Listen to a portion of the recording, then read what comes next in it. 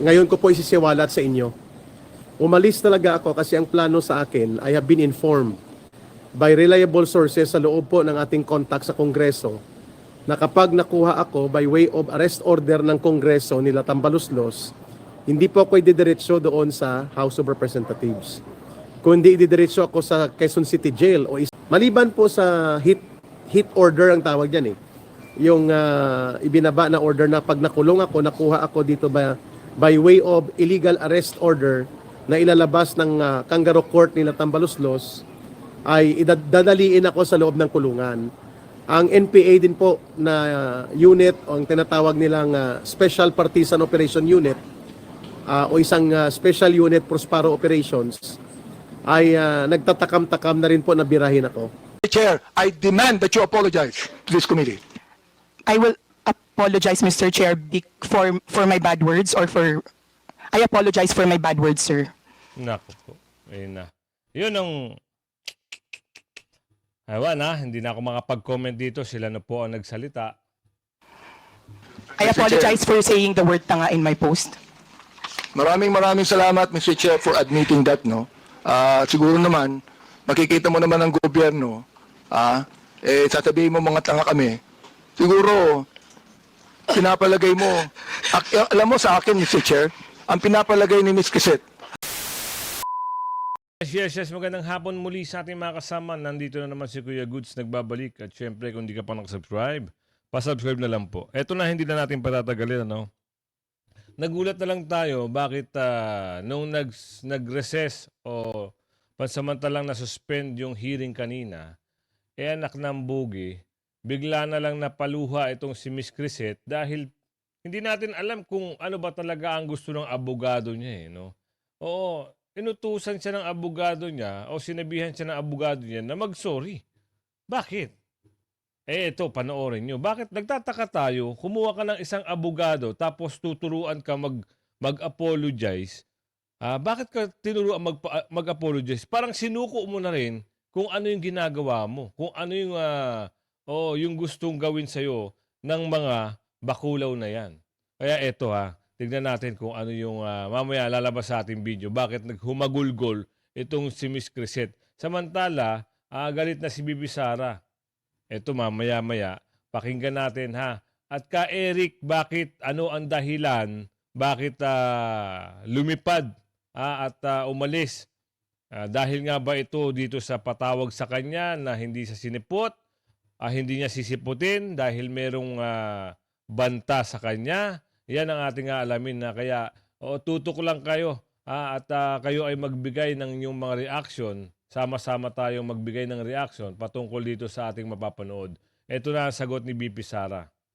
Tila matindi na ang galit ni Vice President Sara sa Armed Forces of the Philippines. Dahil bakit tila hinayaan nilang dalhin ang dating Pangulong Duterte sa The Hague, Netherlands. Kahit paman na alam nilang labag ito sa ating batas. Kaya't hinihintay ni Vice President Sara ang sagot ng ating mga kasundaluhan.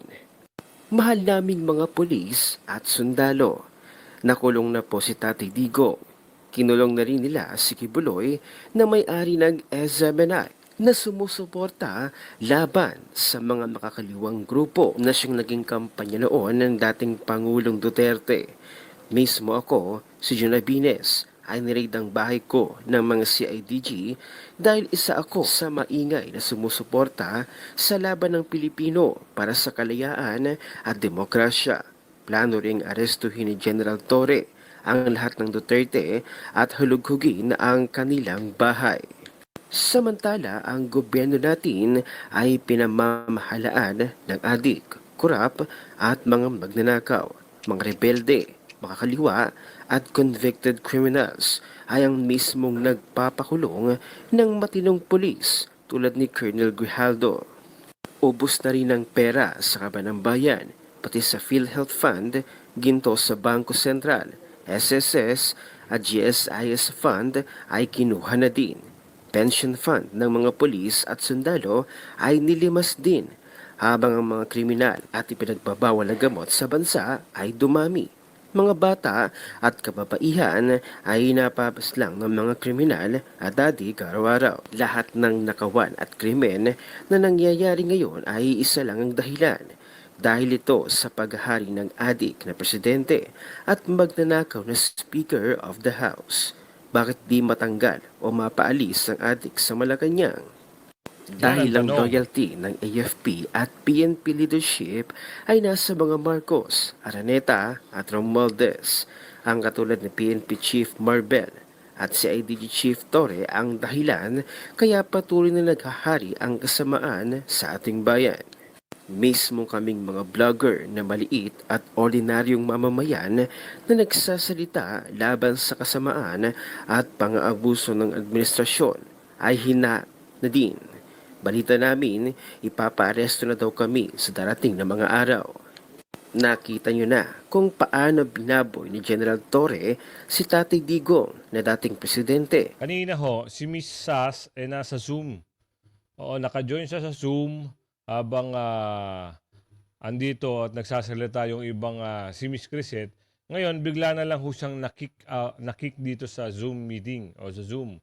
Ang paliwanag doon ay para lang daw sa member yung Zoom na yun, hindi para sa resource person.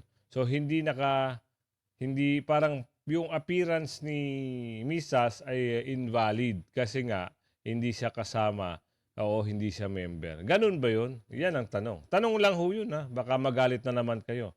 At kayo ay magbigay na naman ng mga patawag. Eto na ho ba kaya ang simula sa lahat ng mga DDS vlogger, baka ipatawag na ang lahat ng mga bumabatikos sa kanya. Actually, hindi ho ito batikos. Actually, ito ay isang malayang pagsasabi ng saloobin. Ang batikos, iba sa pagsasabi ng saloobin. 'Di ba? Kung hindi naman ho kayo karapat-dapat na magalit, wala naman kayong ikagagalit, kung nasa tama lang naman yung ginagawa nyo, hindi ho kayo masasaktan. Pero kung kayo ho ay may ginagawang mali at napiling nyo ay kayo nasasaktan dahil kayo ho ay hindi na ho iboboto ng inyong nasasakupan o ng taong bayan, apektado kayo. Ganun ba yon? Ay mali naman ho ata yun. Si Torre ang klaseng pulis na lumuhod sa pera at kumampi sa mga adik at kurakot. Isa lang ang kasalanan ni Tatay Digong. Yun ang mahalin at pagsilbihan ang mga Pilipino.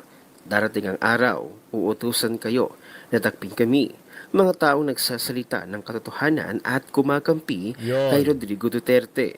Yun nga Sana ang mahirap dun. Baka mamaya pati mga mamamayan natin na naghahayag lang din sa social media, gipitin din nila. Di kawawa naman ang taong bayan. Wala na yung democratic country natin. Hindi na tayo democratic country. 'Di ba? Lahat ay nagagawa nila ng paraan. Presidente nga, naipakulong nila. Ang tanong dito, sino ang susunod ikukulong? Baka mamaya, paghain nila ng impeachment, dire-diretso, pati ang vice president, mapakulong nila. Wait, there's more na talaga. Sana lang mahanap ninyo sa puso ninyo ang tapang na gawin ng tama para sa bayan. Hanggat natatakot ang mga pulis at sundalo na mawalan ng trabaho at patuloy na sumusuporta sa adik at magnanakaw na gobyerno, walang kinabukasan ng bayan natin. Ako bilang isang vlogger ay wala pong sweldo, wala na rin po akong trabaho, wala rin po akong kinita sa FB at social media platform dahil madalas suspendihin ang account ko. Pero hindi ako titigil na lumaban dahil mismong si Tatay Digong ay sinakripisyo ang buong buhay at pamilya niya para sa bayan. Si Tatay Digong ang inspirasyon ko. Pagmamahal sa bayan ang nakita kong pinakamabigat na dahilan para magsakripisyo. Tama. Isa lang ang kalaban natin. Ang mga taong kriminal at magnanakaw ay pilit pabagsaking ang ating bayang Pilipinas. Isa lang ang tanong ni Tatay Digong sa inyo. Saan ba kayo kakampi? Sa bayan o sa mga adik at magnanakaw? Kung sa bayan kayo kakampi, magkasama tayo. Kung sa adik at magnanakaw kayo kakampi, ikasisiya naming masawi. sa mga bala ng mga baril ninyo. At isang nakakalungkot na balita na tila si Vice President Sara ay tila gusto na tayong mag-move on. Dahil nga daw hindi na talaga makakabalik ang dating Pangulong Duterte sa Ito yung, meron kasing may paliwanag si BP Sara dito. Pero kung malalim ang iyong pagkakaintindi, nasa dulo ng sinabi ni BP Sara, ito yun. Pinas na siyang binigyan ng komento at reaksyon ni Mr. Will Talker. Panoorin natin ang buong video. Hindi na mababalik si Pangulong Duterte sa Pilipinas. Move on. Grabe si VP Inday Sara, no? Masakit man, pero sinabi niya, mag-move forward tayo, mag-move on tayo as Filipinos. Kasi, tama naman yung sinasabi niya, kahit magalit tayo or kahit anong gawin natin, hindi naman makikinig ang gobyerno sa atin. 'Di ba? Wala namang sense. Gumagawa-gawa nga sila ng mga kanilang proseso. Nakakalungkot lang mga lods, no? Bakit tayo humantong, 'di ba, dito?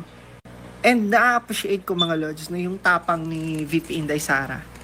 Pansin mo yung maturity niya as time goes by.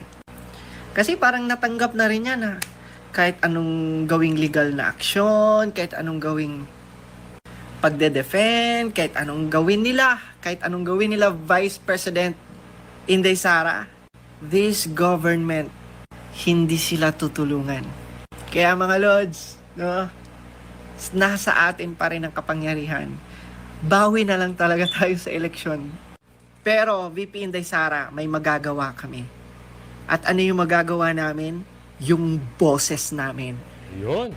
Kaya mga lods, no, ito na nga lang ang meron tayo, yung mga boses natin, i-exercise natin at gamitin natin.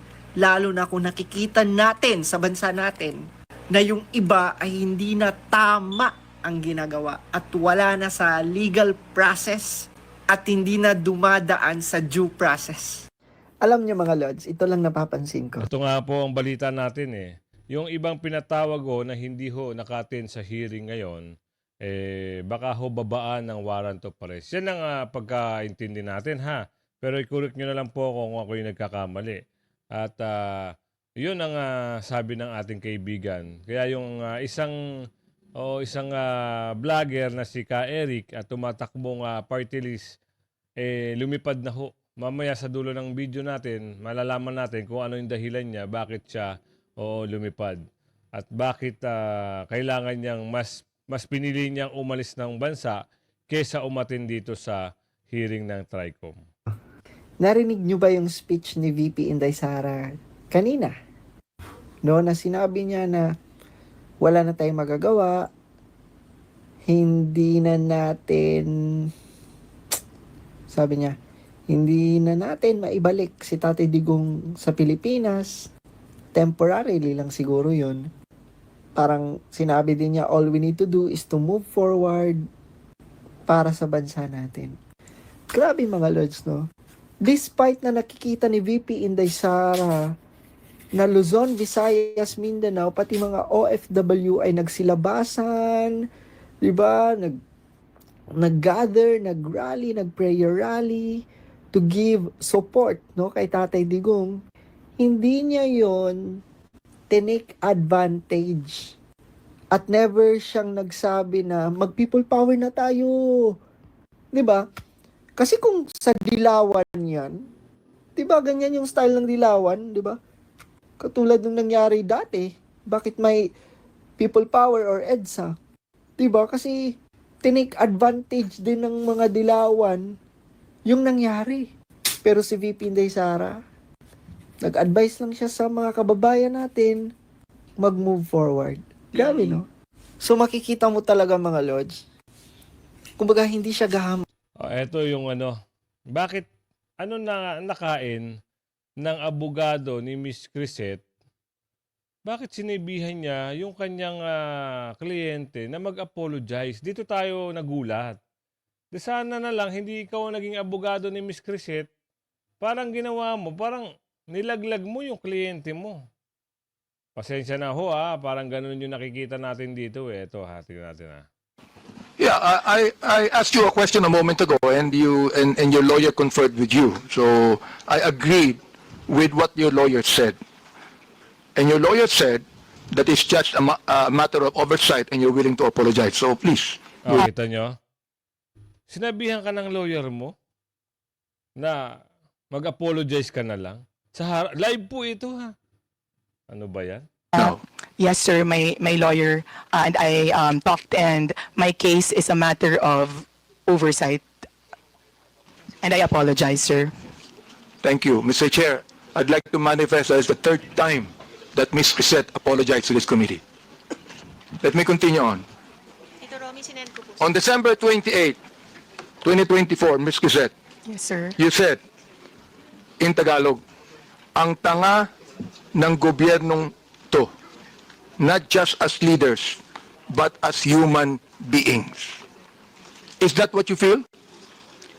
Sir, I apologize. I do not know what happened on December 28 to make me angry. But if I wrote it that time You're apologizing. for not... No, sir, I mean, I do not know what situation on December 28. Let me and what the continue on. context. Let me Yes, sir. continue on, sis. Ipapamudmod sa mga naka-braces na nagbabakasyon abroad ang AKAP money tapos utang ng 629 billion. Yung budget ng ayuda this year na pinibigay kung kani-kanino na nag-mall tour pa yung mga tanga na 500 billion uutangin ulit kasi nag-deficit daw. Mr. Chair, Ms. Crisette, ang galing mo naman. Tanga ang gobyerno, ikaw matalino. Ano? Am I right? Tanga ang gobyerno, hindi mo matalino ka. Mr. Chair, when one is angry, one says bad things.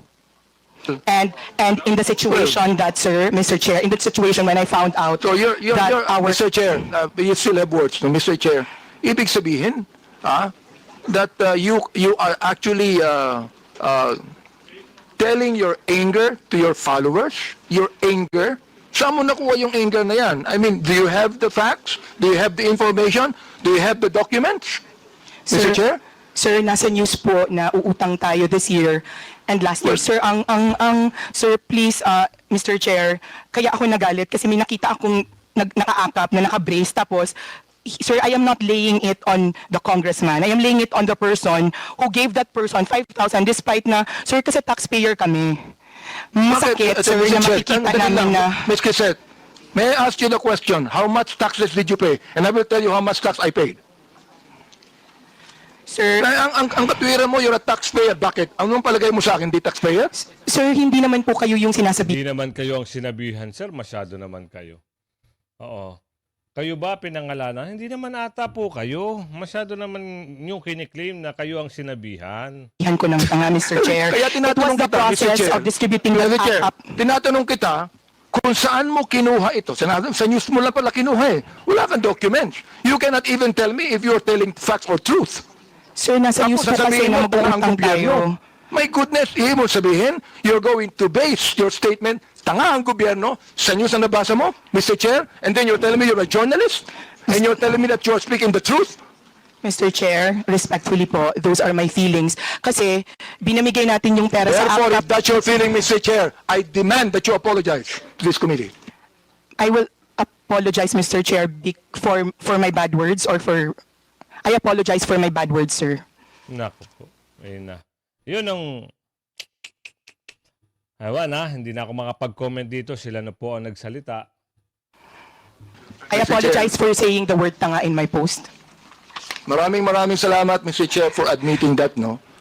Siguro naman, makikita mo naman ang gobyerno, sasabihin mo mga tanga kami. Siguro, pinapalagay mo, alam mo sa akin, Mr. Chair, ang pinapalagay ni Ms. Crisette, yung audience niya, mga tanga eh. Yun ang pinapalagay mo. Hindi ang gobyerno. Yung audience mo, mga tanga, kaya papaniwalaan nila ang sinasabi mo sapagkat yung audience mo mismo ang hindi nakakaintindi. That is fake news, Mr. Chair, and that is what we're investigating right now. You see? I hope that you understand that, Mr. Chair. Ms. Crisette, do you understand what I'm trying to say? Ikaw, nandito sa akin yung mga sinabi mo tungkol sa amin, ha? Hindi ako sumagot dyan, eh. Hindi ko na kinakailangan pang i-belabor yan.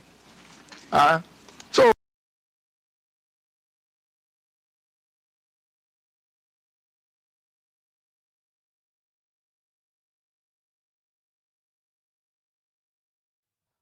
Nawala lang ho yung sounds natin na. Ito. Diretso na natin. anyway, Mr. Chair, nakita ko naman na Miss Crisette is now apologetic to what she said. Yan. Ay. Dahil nga, merong siguro sa nakikita ni Ka Eric na gigipitin siya, ganito rin ang mararamdaman niya, kaya minabuti niya na lang ang umalis ng bansa. Ito, mismo si Ka Eric na ho ang magpapaliwanag bakit siya, agad-agarang lumipad at hindi natin malaman kung saan patungong bansa. My part, ngayon ko po isisiwalat sa inyo. Umalis talaga ako kasi ang plano sa akin, I have been informed by reliable sources sa loob po ng ating contact sa Kongreso na kapag nakuha ako by way of arrest order ng Kongreso nila Tambaluslos, hindi po ako ididiretso doon sa House of Representatives. Kundi ididiretso ako sa Quezon City Jail o isang city jail at ang target sa akin po ay assassination, pagpatay talaga. Kaya nag-decide na ako na mag-sidestep. No? Ang source ko po is very reliable. Ang plano po kay Ka Eric ay talagang assassination, pagpapaslang. At palalabasin lang na aksidente ang nangyari dahil nagkaroon ng kaguluhan sa loob ng city jail. Ang pinakamalapit po na city jail na dadalhan sa akin ay Quezon City Jail. At doon po magaganap ang assassination. Kilala ko rin po ang nagpapautos kasi ang kumausap sa akin ay isang former Lieutenant Colonel sa PNP. Malapit sa akin at ngayon ay nakakahalubilo niya itong kongresista na utak pulbura. Yun na lang siguro ang tawag natin sa kanya ng utak pulbura na kongresista. At sinabihan ako, sabi niya, Sir, hindi na to biro, mag-sidestep ka na. Kasi hindi ka lang ikukulong. Malamang ma-assassinate ka sa loob ng kulungan. Either ikaw ay palalabasin na binangungot pero ikaw ay sinakal ng unan at upang hindi makahinga o ikaw ay sasaksakin sa loob ng kulungan. Kilala niyo po itong congressman na utak pulbura, hindi ko muna pangalanan ng kanyang name, no? Pag nasa lugar na secured na ang ating location, siya po ang isa sa nagpautos na i-operate si Ka Eric. Of course, kagustuhan din yan po nila Romualdez, nila Marcos na ang mga matatalas na kritiko ay kanilang tanggalin sa landscape of public commentary and sa pagdevelop ng namumuo na malawak at malakas na kilusang protesta ng mga mamamayan. Kaya kung makipapapansin niyo po pulang-pulang mata ko, hindi lamang po sa naluluha ako kaninang madaling araw, kundi wala pa akong tulog. No? I've been away for almost 16 hours na hindi ako nakakatulog pa dahil nagmamatsyag tayo ng paligid natin. No? Sabi ko nga, hindi naman ako aalis, pwede naman ako dyan magsimay underground. Pero dahil nga sa limitasyon ng support system sa Pilipinas, pwede pa akong maipatumba doon sa mga kriminal na mga elemento. At pwede din po ang NPA ay lumakas ang loob para isagawa po ang tinatawag na SO or Standing Order against sa akin. Kaya tama po, iniisa-isa na po kami and mamaya po malalaman natin na isa-isang dadamputin po ang mga nandyan sa Pilipinas at hindi po sila makakapagpiyansa. No? Yun po ang iniiwasan ko. Hindi po ako takot na makulong pero takot ako na hindi ka makakapagbigay ng laban dahil ikukulong ka sa isang city jail, wala kang kalaban-laban at doon ka papatayin at palalabasin lang na nagkaroon ng rambulan at ikaw ay nadali sa isang rambol sa loob ng city jail. Hindi ko muna i-detalye ang information pero very very revealing. Kilala ko na po si Congressman Utak Pulbura po nagpautos. At sinabi ko na rin po sa mga kakilala ko na nasa security forces, sabi ko bakit wala kayong magawa sa taong ito? Hindi naman kumpirmado kung ito ay nag-surrender o hindi. At may mga kaso pa yata ito na pending, no? Hindi ko lang nakalkal.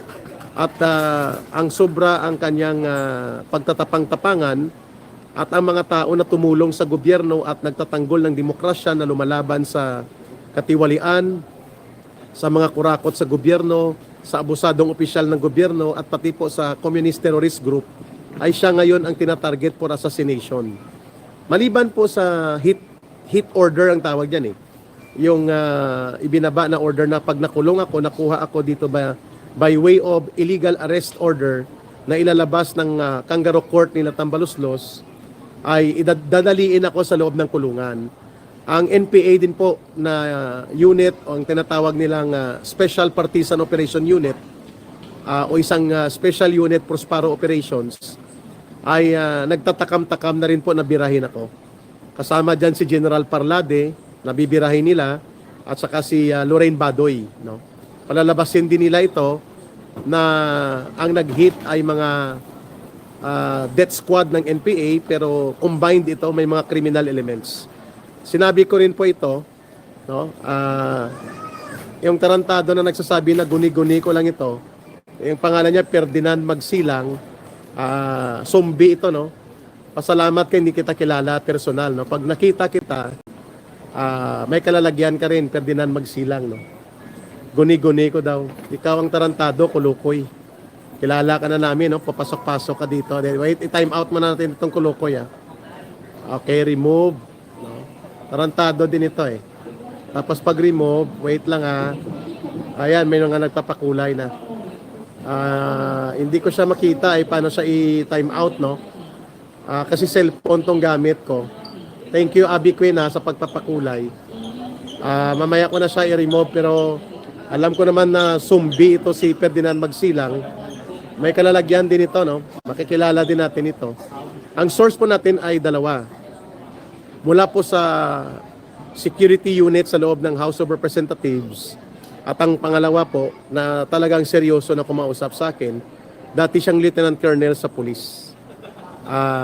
Ang status po niya ay nagre-reappeal na maibalik sa serbisyo. Yun lang muna ang hint ko, pero nagtatrabaho siya kay Utak Pulbura na congressman bilang Special Protection Unit. Kaya tinimbrihan ako kasi kilala kami personal. No? So, yan po ang dahilan kung bakit nag-sidestep na ako. Kasi hindi na ito pwede na bibigyan mo ng pagkakataon na ang mga kriminal na elemento na nasa ilalim ng kumpas nila Tambaluslos at ni Marcos ay mamamayagpag, including ang mga teroristang grupo. Click mo name niya, sir, tapos hide mo. Hindi, nga, nawawala siya eh. Thank you sa inyong simpatiya. Pasensya na kayo kung medyo napikon ako doon sa tarantado na yun. Guni-guni daw.